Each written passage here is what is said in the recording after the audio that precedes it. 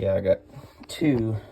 I got Bulgarian on a Nodak with a Green Mountain non-chrome line. Then I got this one on a Morrissey with a chrome line, US made chrome line. I got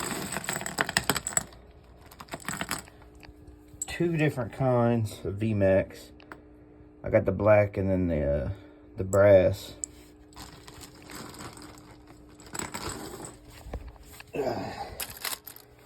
Then I got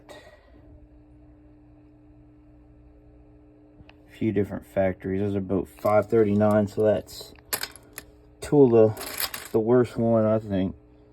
And I got some 270 Ukrainian stuff. More 539. I got some factory 60 floating around here somewhere. Yeah, this stuff right here. This has been the best shit that I've tested as far as consistency and accuracy and all that stuff. But yeah, this will shoot pretty much, well, I don't know, at least with my 274s, this stuff will shoot more accurate than pretty much all of the commercial shit I got, including that Hornady. And I got a good variety of this crap too.